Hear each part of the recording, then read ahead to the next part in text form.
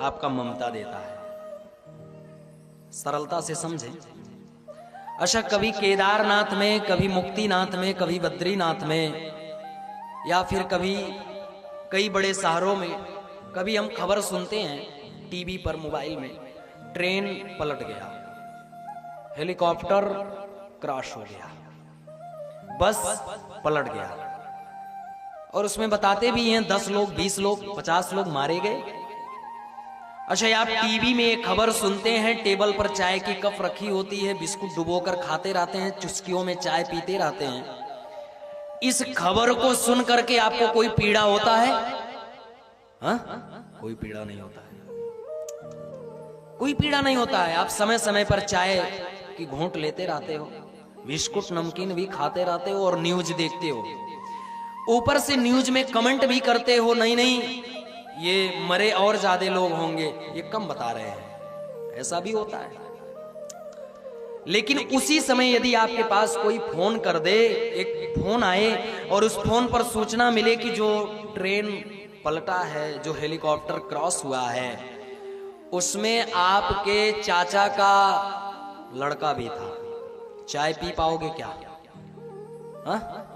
हाथ से कप छूट जाएगी, कप फूट जाएगा, चाय बिखर जाएगा, आंखों में आंसू आ जाएंगे, छाती पीट कर चिल्लाने लगोगे, हाय हाय मर गया वो भी। इसका मतलब क्या? आपके जीवन में घटना ने दुख दिया। घटना तो पहले भी था, ट्रेन पलटी थी, घटना ने दुख नहीं दिया है। दुख क्या दिया? कहा दुख ममता ने दिया, क्योंकि चाचा के लड़के पर आपका ममता जुड़ा है, और वह ममता ने आपको दुख दिया है, घटना ने नहीं दिया है। जीवन में दुख का कारण ही ममता है। अहमता और ममता, ये दो चीजें यदि जीवन से निकल जाएं तो इंसान सुखी हो सकता है। मैं हूं और मेरा है ममता, लेकिन ममता जाना आसान नहीं है। ममता तू न गई मेरे दिल से, ममता जाती कहां है? ममता कही कर जस न नसावा। गोस्वामी पाद गाते हैं, कौन है ऐसा दुनिया में जिसके यश को ममता ने नाश न किया हो। जीवन में घटना दुख नहीं देता, जीवन में ममता दुख देता है। और ममता होता कहां से है? हम विचार करें। ममता सबसे पहले यहां पर कहा गया देहेंस्त मांस रुधिरे, सबसे ज्यादा ममता तो हमें हमारे शरीर पर है। शरीर के नाते ही दुनिया के सारे ममते हैं। शरीर के नाते भाई है, शरीर के नाते बहन है, शरीर के नाते पत्नी है, शरीर के नाते माँ है, पिता है, हर कोई शरीर के नाते है। शरीर के नाते ही दुनिया के ममता है। अच्छा, जिस शरीर के नाते ममता है, ये शरीर रहेगा क्या? रहेगा क्या? अच्छा, आपका सबसे ज्यादा ममता आपके शरीर पर है कि नहीं है? अरे ममता यदि शरीर पर ना होता तो आप फेशियल स्क्रैप और जो दुनिया भर के होते हैं, फेस वॉश, पाउडर, क्रीम लगा करके, चमका करके, इत्र, तेल, साबुन, सेंट सब बढ़िया से डंटिंग पेंटिंग बना रहे, खुशबू आती रहे। हाँ, यदि ममता नहीं है तो ऐसा क्यों करते हैं? ममता है तभी तो करते हैं, सजा धजा रहे बढ़िया, है ना? शरीर से ममता है। अच्छा, शरीर से ममता है, शरीर को आप चमकाते हो, लेकिन आपका शरीर चमकता रहेगा क्या? आपका शरीर रह पाएगा? नहीं नहीं। अच्छा, एक बात और है, हम पहले विचार कर लें शरीर में है क्या। यहां पर कहा गया देहेंस्त मांस रुधिरे, हड्डियों का ढांचा बनाया गया है और उस पर मांस थोप करके, नस से बांधकर, चमड़े को लगाकर पैक कर दिया गया। यही शरीर है। शरीर में मांस, मज्जा, खून के सिवा और कुछ नहीं है, और जो है ये सब सड़ने गड़ने वाले हैं। अच्छा, लोग कहते हैं फलाना व्यक्ति बड़ा सुंदर है, हम कहते हैं जरा चमड़ा हटाकर देख लो कितना सुंदर है। हाँ? लोग कहते हैं उसकी आंखें बड़ी अच्छी हैं, हम कहते हैं उसकी आंखों से कभी कीचड़ नहीं आते होंगे क्या? विचार करना चाहिए, कितनी सुंदरता है आपके शरीर में। कोई सुंदरता कहीं है नहीं। हमारा आपका एक भ्रम भले हो जाए, ये शरीर रहने वाला नहीं है और ना इस शरीर की सुंदरता रहने वाली है। एक दिन शरीर बुजुर्ग हो जाएगा, जर्जर हो जाएगा, शरीर की चमड़े सिकुड़ जाएंगे, आंखों से कीचड़ बहने लगेगा, नाक से नाला बहने लगेगा, कानों से सुनाई देना बंद हो जाएगा, पांव से चल नहीं पाओगे, हाथ से कुछ कर नहीं पाओगे। इस शरीर रहने वाला नहीं है, किसी काम का नहीं है ये, और एक दिन मर करके खत्म हो जाएगा। एक बात और सुनना, जब आप मर जाओगे, जब आपके प्राण चले जाएंगे, तो इस शरीर के नाते आपके जितने रिश्ते बने हैं, भाई बेटा माई बहन पिता, सब जितने रिश्ते हैं, वो रिश्ते वाले सबसे पहले व्यवस्था करेंगे शरीर को जल्दी घर से बाहर करें। ज्ञान करना, ज्ञान करिएगा कितना प्रेम है। जो शरीर के नाते रिश्ता बनाकर रखे हो, वह रिश्ता वाले, वह लोग आपके शरीर को सबसे पहले घर से बाहर निकालना चाहेंगे, रखना नहीं चाहेंगे। जिस शरीर के नाते से आप लोगों से प्रेम करते हो, वर्षों का पसीना गंवा करके जिस महल को आप एक एक ईंट ईंट में अपनी कमाई लगाकर बनवाकर खड़ा किए हो, उसी घर से सबसे पहले निकाले जाओगे, और निकालने वाला वही होगा जो आपका सबसे प्रिय, आपका बेटा कहलाएगा, वही सबसे पहले घर से बाहर कर देगा। ये जितने गहने बनवाकर पहने हो, घर वाले पहले निकालेंगे। हाँ, घर वाले पहले निकाल लेंगे। आपसे कोई प्रेम नहीं है, आपके कमाई से प्रेम है, आपके जीवन की उपलब्धि से प्रेम है। घर में उस बेटे की इज्जत कम होती है जो नालायक होता है। माँ बाप भी उसे प्रेम कम करते हैं। आपके उपलब्धि की यहां प्रेम है, आपसे नहीं प्रेम है प्यारे। इस बात को हमें समझना होगा। दुनिया में यदि आपका प्रेम है तो केवल ये फ्रेब है, एक झूठ है, एक कपट है, यथार्थता नहीं है। यथार्थ प्रेम आपको कहां मिलेगा? कहा यथार्थता प्रेम तो आपको परमात्मा से मिलेगा। ईश्वर आपके क्वालिटी नहीं देखता, ईश्वर आपके उपलब्धि को नहीं देखता है, आपके हृदय के भाव को देखता है और वह अपना लेता है। मैं बार बार अपनी कथा में कहता हूं, आज समझें या कल समझें, इस जन्म में समझ लो या 4 जन्म गंवा कर समझो, समझना यही पड़ेगा दुनिया में मैं ईश्वर का हूं और ईश्वर मेरा है और कोई अपना हो नहीं सकता। किसी को आप अपना नहीं समझ सकते। समझाया है गोकर्ण जी ने पिताजी, जाया सुता देशु सदा ममताम विमुंच। ये जितने बेटा बेटी के रिश्ते नाते हैं ये सब झूठ हैं, सब रहने वाले नहीं हैं। शरीर नहीं रहेगा, गेह नहीं रहेगा, देह नहीं रहेगा, सब खत्म होगा। और जो रहेगा नहीं उसके प्रति कैसा ममता। हमें पता है कि नष्ट हो जाएगा, खत्म हो जाएगा, फिर हमें कैसी ममता करना। पश्या निशम जगदिदम क्षणभंग निष्ठम। पिताजी इस बात का ज्ञान करो। दुनिया में कोई रहा है क्या? हर कोई खत्म हुआ है धीरे धीरे करके, कोई नहीं रहा है। इस ममता का त्याग करो। अच्छा, ममता जाएगी कैसे? कहा 2 बातें, पश्या निशम जगदि क्षण भंग निष्ठम। हमें जगत के क्षण भंगुरता का ज्ञान हो जाए, ममता छूट सकती है। ये जगत की क्षण भंगुरता क्या है?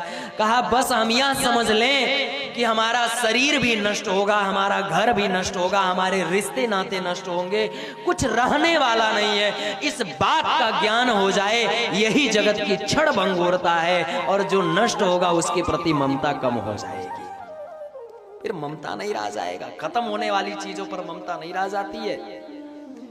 कोई बचा नहीं है दुनिया में। आपसे बड़े बड़े लोग आए और चले गए। गोस्वामी जी की एक पंक्ति मुझे याद आती है, बलि विक्रम बेणु दधीच गए, अरुपारथ गए जिन भारत ठाना। बाली गए बल रूप गए, जिनकी कखरी 10 कंठ बिताना। गयो दुर्योधन जिन 64 कोश में छत्र बिताना। धरा सो प्रमाण यही है तुलसी, जो फरा सो झरा, जो बरा सो बुताना। कोई ऐसा फल नहीं है जो वृक्ष पर आए और नीचे ना गिरे, कोई ऐसा व्यक्ति नहीं है, कोई ऐसी आग नहीं है जो एक बार जला हो तो बुझे ना। कोई भी आग हो। बड़े बड़े लोग चले गए, बलि विक्रम वेणु दधीचि गए। अरे मैं तो कहता हूं दुनिया से वह व्यक्ति भी चला गया जिसको इच्छा मृत्यु का वरदान था। पितामह भीष्म, इच्छा मृत्यु का वरदान था। चाहते तो शरीर को रख पाते, लेकिन कब तक? छोड़ना तो पड़ेगा। कब तक रखोगे? रहकर करोगे क्या? सब नष्ट होगा, गेह नष्ट होगा, देह नष्ट होगा, शरीर नष्ट होगा, और जो नष्ट होने वाला है उसके प्रति ममता कैसा? पिताजी, ममता का त्याग कर दो। घर से ममता ना रखो, धुंधकारी दुष्ट है उससे ममता ना रखो, एकांत जीवी हो जाओ, वन के तरफ चले जाओ, आपके जीवन में सुख आ जाएगा, दुख रह कहां जाएगा। ऐसा ज्ञान दिया महाराज। और दूसरा श्लोक और बढ़िया बताया। गोकर्ण जी ने कहा, पिताजी यदि सुख पाना है तो धर्म का भजन करो। धर्मं भजस्व सततम त्यज लोक धर्मान सेवस्य साधु पुरुषान् जहि काम तृष्णाम। पिताजी, यदि जीवन में सुख पाना है, धर्मं भजस्व सततम त्यज लोक धर्मान, धर्म का भजन करो, माने परम धर्म का भजन करो, परम धर्म को भजो और लोक धर्म का त्याग करो। एक बात और आप समझेंगे, लोक धर्म भी कुछ होते हैं। जैसे आपका विवाह हुआ, बच्चे हुए, ठीक है, बेटा बेटी को पढ़ाना, विवाह शादी करा देना आपका लोक धर्म है। लेकिन कब तक? कभी तो लोक धर्म का त्याग करना चाहिए। बेटा बेटी का शादी हो गया, विवाह हो गया, अपने जीवन में वो मस्त हो गए, अब आप उनसे छूट करके जरा भगवान की तरफ मुड़ जाओ। इसका मतलब ये नहीं कि लोक धर्म का पालन पूरा जीवन करते रह जाओ, पूरा जीवन बेटा बेटी के प्यार में पड़ करके और सारा जीवन खा चबा के खत्म कर दो। ऐसा नहीं, लोक धर्म का त्याग करना चाहिए। हमने घटना सुनी थी, एक बेटा था, वह रोज कहता था मेरी माँ बूढ़ी हो चुकी है, मर जाती तो मैं अपनी बेटी का शादी करता, क्योंकि क्या पता शादी ठीक कर दूं, बीच में माँ मर जाए तो व्यवधान आ जाएगा। और इधर माँ जी कहती थी मेरी नतनी शादी की योग्य हो गई है, शादी हो जाता तो मैं मरती। आप समझ गए बात? इनकी मरने की स्थिति है, भगवान याद नहीं आ रहे हैं, अभी भी नतनी की शादी देखने की लालसा है। और उधर घर वाले इंतजार कर रहे हैं, ये मर जाती तब नतनी का शादी होता है ना। ये दुनिया की यथार्थता है। अरे नहीं नहीं, एक समय तक ठीक है, लोक धर्म है। अच्छा एक बात और आप समझेंगे, गीता जी में भगवान कहते हैं सर्व धर्मान परित्यज्य माम एकम शरणम व्रजा, माने सभी धर्मों को छोड़ करके मेरे पास आ जाओ, मैं तुम्हारा उद्धार कर दूंगा। अब इसका लोग अर्थ करते हैं सभी धर्मों को छोड़कर। नहीं नहीं, सभी धर्मों का नहीं, सर्व शब्द का लक्षण वहां दिया गया है, लोक धर्मान परित्यज्य माम एकम शरणम व्रजा।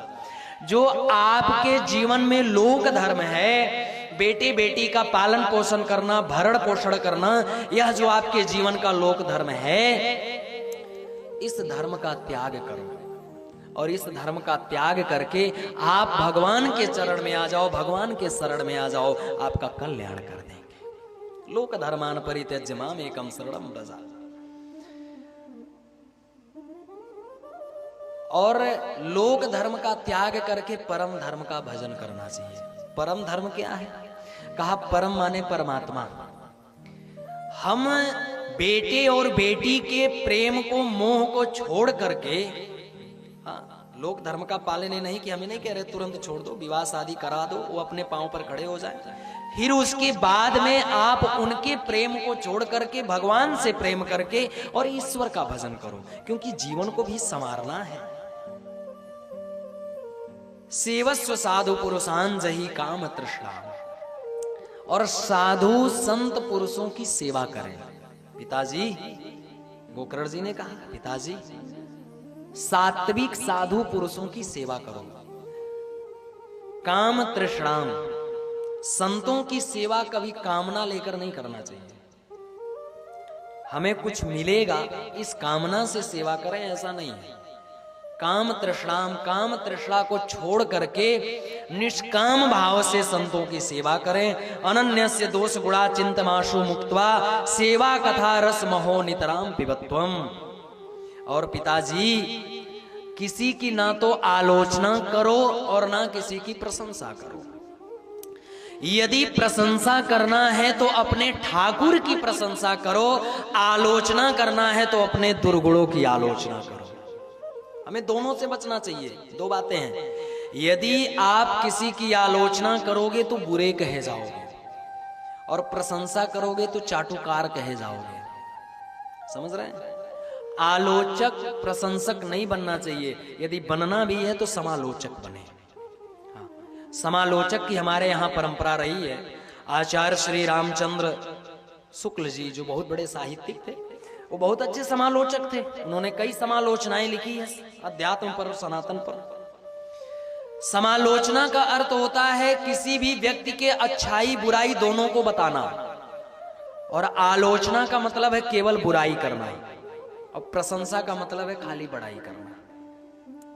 यदि आलोचना करना है तो आप अपने दुर्गुण के करें, अपने जीवन में जो अवगुण हैं उसकी हम आलोचना करें, और यदि प्रशंसा करना है तो आप अपने ईश्वर की प्रशंसा करो। भगवान से बढ़कर कोई प्रशंसा की योग्य कैसे हो सकता है? उसकी प्रशंसा करो। उसके बाद बताया पिताजी, जीवन का जो सूत्र है, सुख रस है, वह 3 ही जगह है। एक समय वह भी था जब पंडित जी ने कहा था, पंडित जी ने कहा था महात्मा संत से, जीवन में सुख यदि पाना है तो हम केवल भगवान, हम गृहस्थ जीवन को अपनाएं, बेटे बेटी ही सुख देते हैं। लेकिन आज गोकर्ण जी ने कह दिया, पिताजी सुख तो केवल 3 ही जगह है। पहला सुख उनके पास है जो बैरागी है और भक्ति निष्ठ है। जो बैरागी, अच्छा 2 बातें हैं, ध्यान से सुनिएगा। केवल जीवन में बैराग्य आ जाए तो भी आप भगवान के नहीं हो सकते, क्योंकि बहुत ऐसे लोग होते हैं जो भगवान से भी बैराग्य ले लेते हैं। और दुनिया से बैराग्य लें तो ठीक है, भगवान से भी बैराग्य ले लेते हैं। ऐसा बैरागी अच्छी बात नहीं है। हम बैरागी बने लेकिन साथ में भक्ति निष्ठ हो, दुनिया से हमारा वैराग्य हो और भगवान के प्रति हम भक्ति निष्ठ हो जाएं, भक्ति को अपने जीवन में अपना लें। ऐसा जीवन कल्याणकारी होता है। यदि आप केवल बैरागी बन गए, भगवान से भी बैराग्य ले लिए, तो आपका जीवन कल्याणकारी नहीं होगा। अच्छा, एक बार एक संत के पास एक व्यक्ति गया, वो जाकर के कहता है, महाराज जी आप बहुत बड़े बैरागी हैं। महात्मा ने कहा, क्यों, हम क्यों बैरागी हैं? तो महात्मा ने कहा, नहीं नहीं, हम बैरागी नहीं हैं, हमसे बड़े बैरागी तुम हो। उसने कहा, नहीं महाराज जी, मैं कहाँ बैरागी हूं, मैं तो परिवार में रहता हूं, पत्नी के बीच में रहता हूं। बैरागी तो आप हैं, घर परिवार पत्नी सब कुछ त्याग दिए हैं केवल भगवान के लिए। तो महात्मा ने कहा, एक बात बताओ, भगवान बड़े हैं कि परिवार? और उसने कहा, भगवान, परिवार तो छोटा है।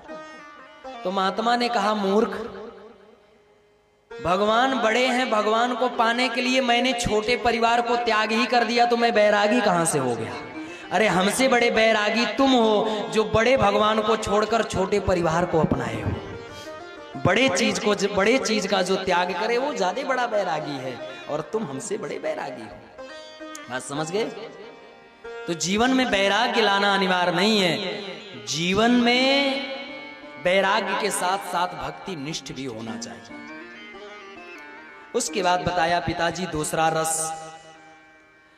रस बैरागी भक्ति निष्ठ में है, और दूसरा रस सेवा में है। हम संतों की सेवा करें, सेवा में रस है, सेवा करना चाहिए। मैंने कल भी कहा था, आजकल के बच्चे जिम में जाते हैं अपने हाथों की कलाइयां मजबूत करने के लिए। हम कहते हैं, बाप का जरा पांव दबाकर देखो, तुम्हारे हाथ की कलाई भी मजबूत हो जाएगा, पुण्य भी मिलेगा। जिम जाने की आवश्यकता नहीं है, सेवा करना चाहिए। और तीसरा रस है भगवान के कथा में। इन 3 जगहों को छोड़ करके दुनिया में कहीं नहीं रस है पिताजी। बस जीवन में करना क्या चाहिए, वैराग्य राग रस को भव भक्ति निष्ठ पिताजी। आप वैराग्य राग माने वैराग्य के प्रेम का रसिक बन जाओ, आपके जीवन में सुख आ जाएगा। और आज गोकर्ण जी की एक एक बातों को समझ करके आत्मदेव जी सब कुछ त्याग कर वन की तरफ चले गए। यहाँ पर लिखा है श्री कृष्ण माप नियतम दशमस्य पठात, भागवत जी के दशम स्कंद का पारायण करते हुए जीवन को प्राण को छोड़ा और आत्मदेव जी की सदगति हो गई। आत्मदेव जी की सदगति हो गई, जीवन समर गया। इसके बाद में पिताजी चले गए। इधर धुंधकारी आया मां के पास, मां से आकर कहता है, मां पिताजी तो भोले भाले थे, लेकिन तू तो चालाक थी, तू पैसा जरूर छुपा कर रखे होगी, ला तू दे। मां ने कहा, बेटा जो था तूने सब कुछ खत्म कर दिया है, अब कहां बचा है। इसने कहा, तू इतनी भोली बनती है, भोले भाले पिता के सामने तेरी चालाकी चलती थी, मेरे सामने नहीं चलेगी।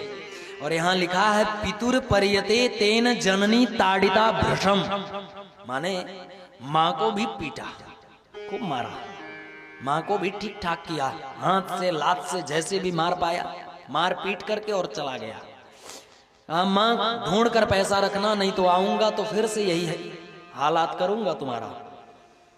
अब ये मां भी बेटे के पिटाई से डरी, डर करके रात को भाग रही थी। बड़े बड़े बातें हैं, पर हम लोगों को कुछ आगे भी जाना है, प्रसंग अभी महात्म में ही चल रहा है। तो मां भी आधी रात को घर से भाग रही थी। यहां लिखा, कोपे पाता कृतो रात्रो तेन सा निधनम गता। आधी रात को भाग रही थी।